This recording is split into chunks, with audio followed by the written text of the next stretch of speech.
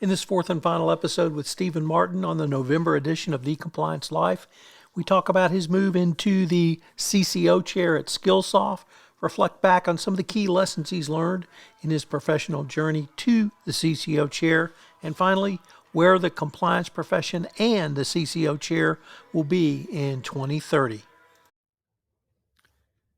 Hello, everyone. This is Tom Fox. Welcome to episode 4 in this month's The Compliance Live, featuring our guest, Stephen Martin. First of all, Stephen, welcome back. Thanks, Tom. Always great to be here. So, Stephen, you are now in the CCO chair. I wanted to ask you what's your role now, and what are the challenges of being a CCO at a company which delivers compliance products and services?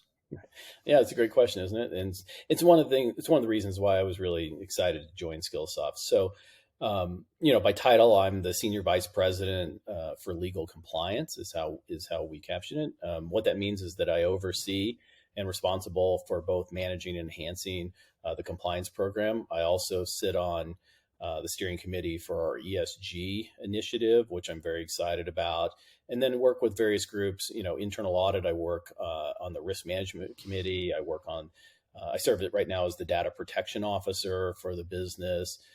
I work with our InfoSec security teams, and then I also, as a lawyer in the group, assist with litigation, internal investigations, risk management, and some employment issues. And so it's really a comprehensive job, very interesting. But at its core, I'm responsible for overseeing and enhancing a program for a company that just went public, a little over a year ago. So that's a great point. The going public point. It puts on a whole set of internal financial controls, SOX 404 controls, and you have a whole set of compliance internal controls. How much are you able to use the SOX 404 financial controls as a part of your compliance controls as well? Look, the SOX 404, I think most compliance officers would tell you, is generally outside of the compliance program, right? Run by finance and accounting, and the external auditors are very focused on that. But what it does is it gives you a lot more comfort in understanding that those controls are in place from a financial and accounting standpoint. Now, as a compliance officer, you have the responsibility to make sure, how things are being paid, whether you're doing sanction screening, obviously for procurement, lots of fraud and other things that can occur. But at a baseline, you have very strong and audited financial controls, which gives you a lot more peace of mind.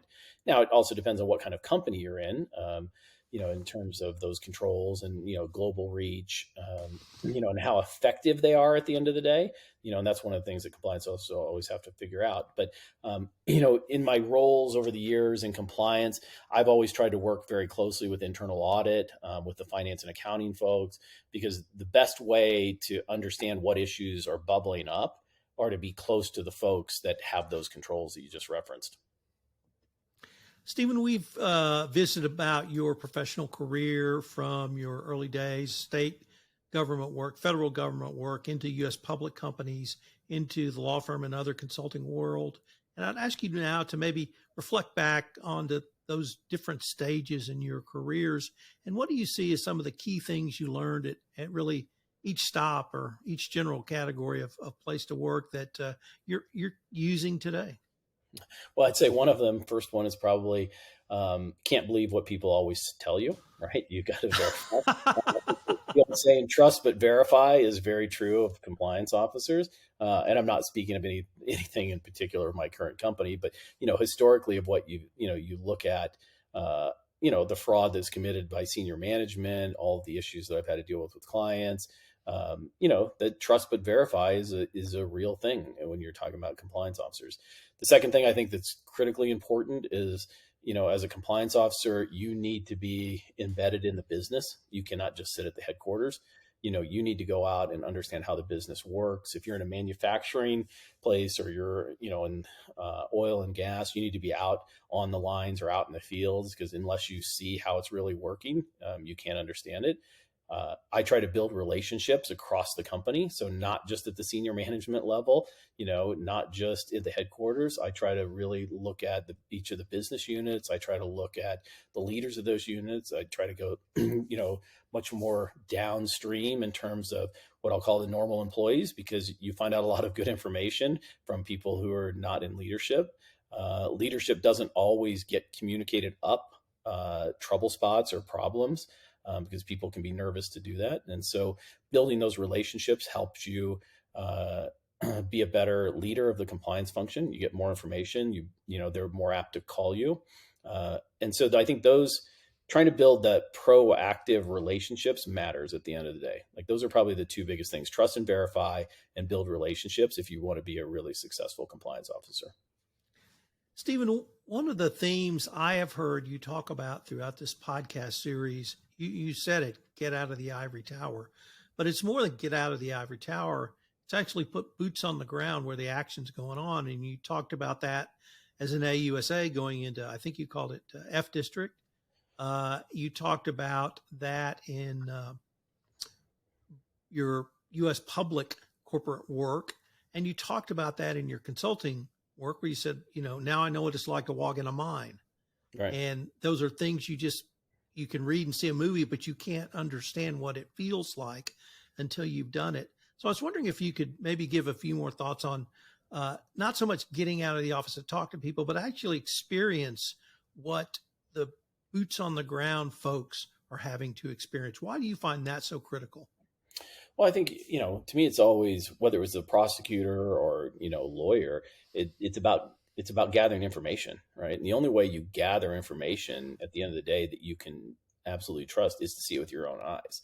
And I could tell you, I really learned this as a prosecutor, which is, you'd have a lot of defense attorneys who would be criticizing, a law enforcement officer because he didn't check a box on his form, or he didn't write something clearly, or he left out a certain word, or he missed filing something. But what you don't understand in that context is the guy just got shot at. He's writing this report in one of the worst, most notorious districts in Washington, D.C., on the hood of his car with almost no light, while he's just arrested this guy that shot somebody in the head, right? And so his report might not be perfect. And the reason it's not perfect is because he was dealing with a lot of things out there. And it's the same thing in corporate America, right? If you're just getting information that comes up to headquarters, you're not seeing what actually led to the event, right? Or what caused the problem at the mine, or why do we have this environmental issue? But you're able to not just be reactive when you're actually on the ground experiencing it, because you can see with your own eyes about why are people making decisions, or why do we have this control problem, or why is communication not happening, from the mine or from, the manufacturing line, or why does this seem to be the same problem in this business unit among different leaders, right? And so the more experience you have of seeing it in person and live, the better you're going to be able to assess that situation and address it going forward. And to me, that's just critical. So now I'd like to ask you to maybe turn your head the other way from looking back to looking forward. But I'm going to start with something that you used to say when we spoke together. And I think it was either a quote or remarks from Lanny Brewer, but you said with a passion that it was yours, which is essentially your compliance program has to be dynamic. It cannot be static because business is ever changing. And you said that back in 2010 or 2011. And 10, 11, 12 years later, it's probably even more so true. So I was wondering if you could maybe look down the road, and where do you see compliance programs going on this continued evolution that both you and I have seen over the past 15 years?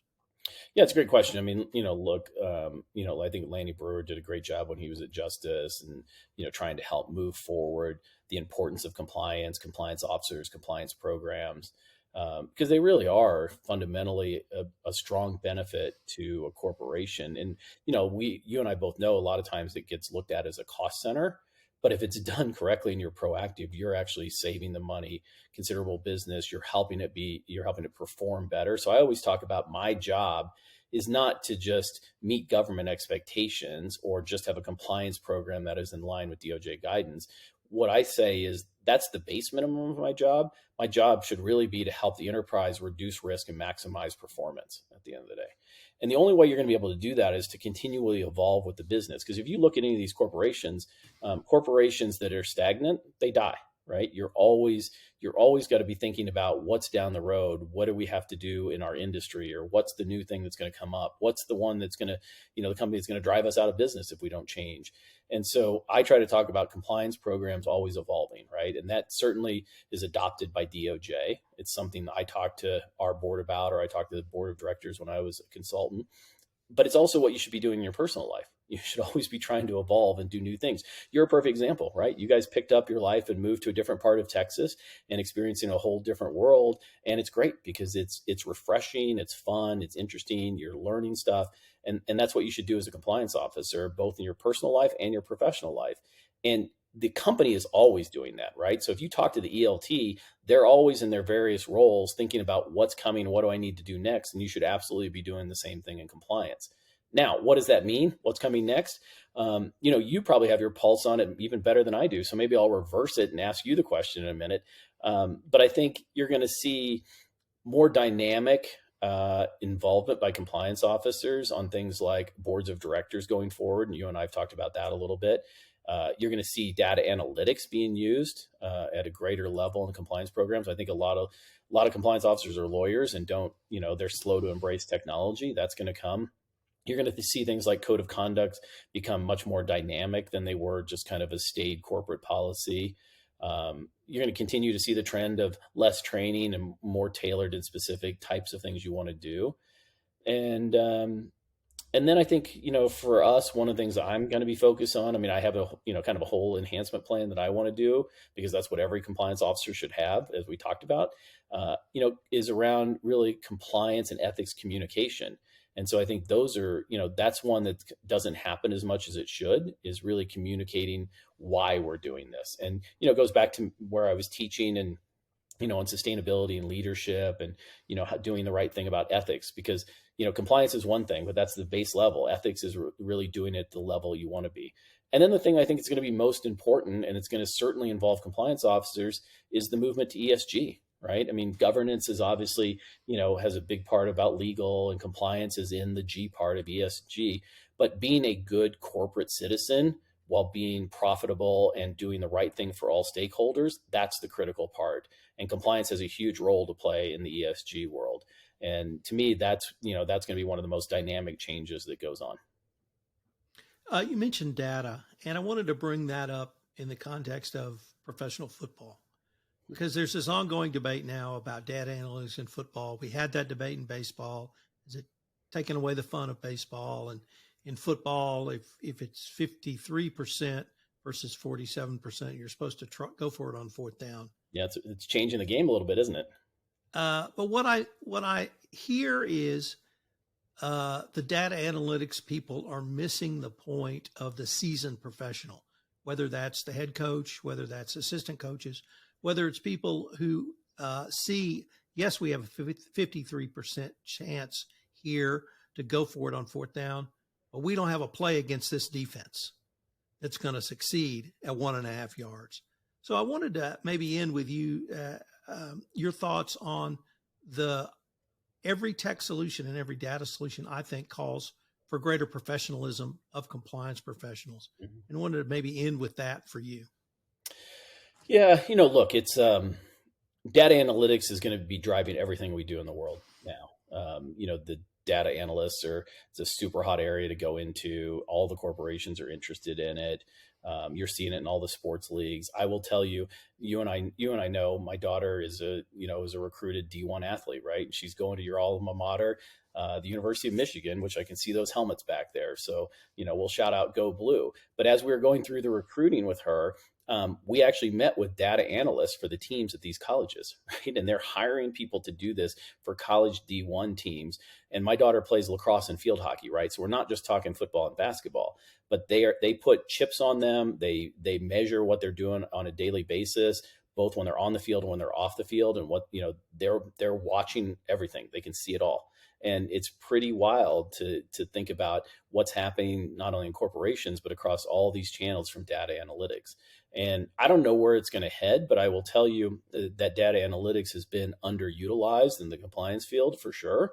And that corporations are going to, they're going to have to think about how do you spend money or utilize what tools you have to be more effective. And, all of us know that if we had some of those tools, we could see trends that are happening. And you and I have talked about this over time, which is compliance, when it first started and compliance officers, it was all reactive.